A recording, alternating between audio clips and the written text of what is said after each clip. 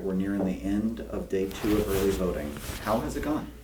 It's gone pretty well. Obviously, we had some issues yesterday. Everybody knows about it. We were able to work through them. Lines today were much smaller. Times were shorter. And everybody's been voting. I think we have a higher number than yesterday. We'll see the final numbers at 7. Talk to me a little bit about what happened yesterday. We discovered a issue with the software in the poll books, and that was producing some reboots and some need to restart the devices, also some issues with printing the ballots, and that just translated into longer service time because the lines have to stop to reset the devices and get back on it. So a software glitch that kind of caused, it sounds like you have to do the thing that the IT people always tell me to do, just turn it off and turn it back on and go from there. Right. Obviously, that's not the ideal. That should have been smooth all day. We were able to work with the vendor, identify the issue, and then run an update on the configuration. And that has really helped improve. Today was, like I said, a smooth day already. Not having that same issue anymore. Not having that same issue. When people hear a software issue, did that affect any votes themselves or anything like that? That's important to highlight. This was an issue on the check-in station. The voting equipment is completely offline, disconnected, completely not related to any of this. So rest assured that your votes are being counted accurately and that there's no issue with the voting part.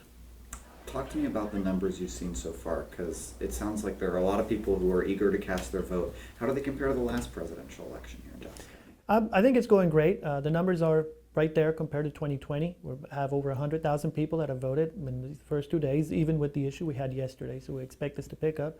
So I'm pretty enthusiastic about the rest of the week. Talk to me about, we had a couple other people who have reached out to us with concerns. One of them, and forgive me, I'm checking my notes here so I get it exactly right, issues with the Sunnyvale ISD bond issue being left off the ballot. Did that happen? So part of the issue yesterday generated some people to get the wrong ballot type. In most cases, or we think in some cases, the poll workers noticed and were able to give them the right ballot. But there is a chance that some people got the wrong ballot and they voted it if they didn't notice. Help me understand the distinction there for people potentially voting the wrong ballot. Does this affect top of the ticket stuff, bottom of the ballot kind of stuff? It will affect bottom of the ballot stuff. Everybody, no matter where you live in Dallas County, you're going to have the presidential race, you're going to have the sheriff race. Those are countywide races. But this problem could affect anyone who, let's say, lives in a school district and because of the issue got a ballot that was not in the school district, they would have missed out on that race. Do you know how many people that might have affected? We won't know until after the election because those ballots are in the ballot boxes that are locked and we can't open them to compare that to the list of voters and the ballot types they should have received. Is there a way to kind of reconcile that after the election, or is it kind of the ballot's been cast and that's what's happened now?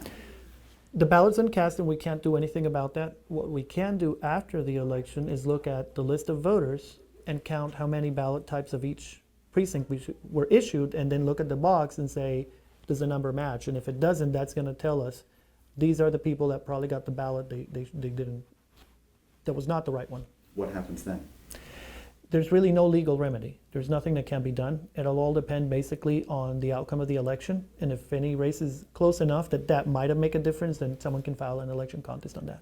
I just have a handful more questions for you, sir. That's fine. We heard from one candidate there were a number of spoiled ballots in the Garland and Mesquite areas because of ballots printing improperly.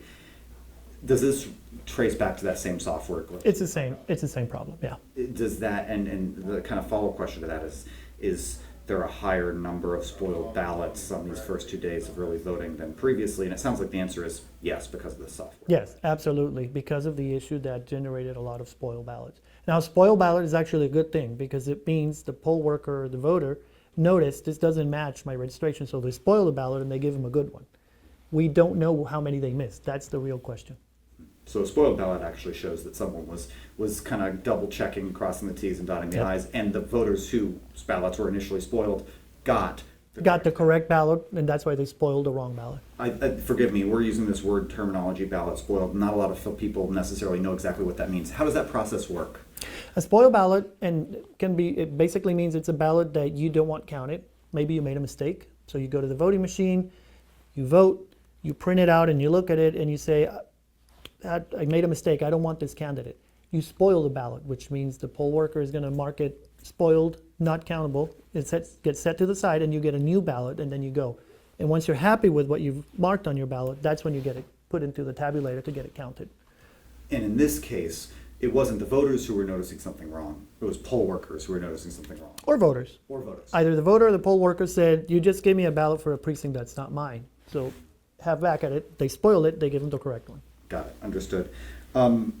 These issues that we've seen, maybe the Sunnyvale ISD bond issue, maybe issues in Garland and Mesquite, were these happening countywide in different kind of small iterations, or were there certain areas where this happened more often than in others? Pretty much countywide. So the It's a very random error that happened, and it had no pattern linked to any data configuration or anything.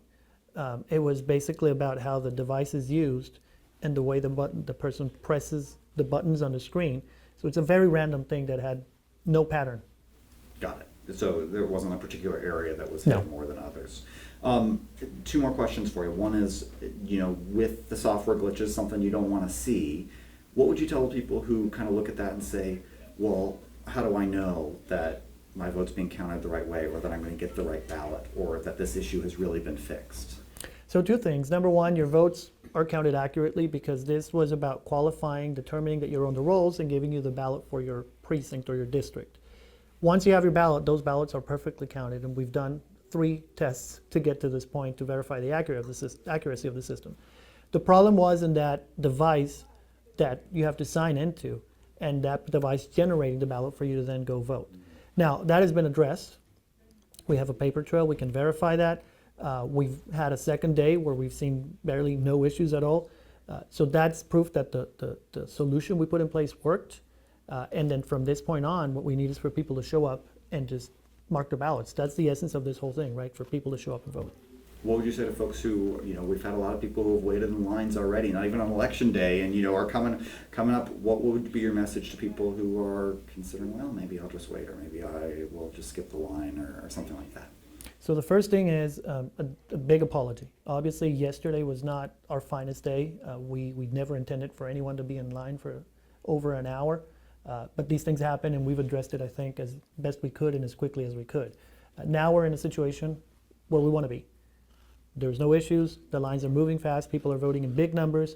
So what I tell everyone is we've addressed this.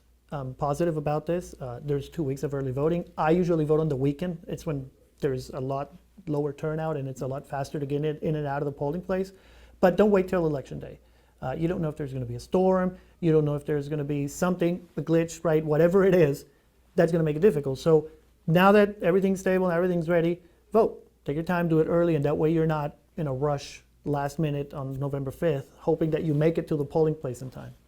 And just for my clarification, sir, the issue that you had yesterday, the software glitch, was with the check-in machine that's used to print the ballots themselves, not anything to do with the actual voting itself. The check-in machine, that software has been updated at this point, and you have not seen those issues continue.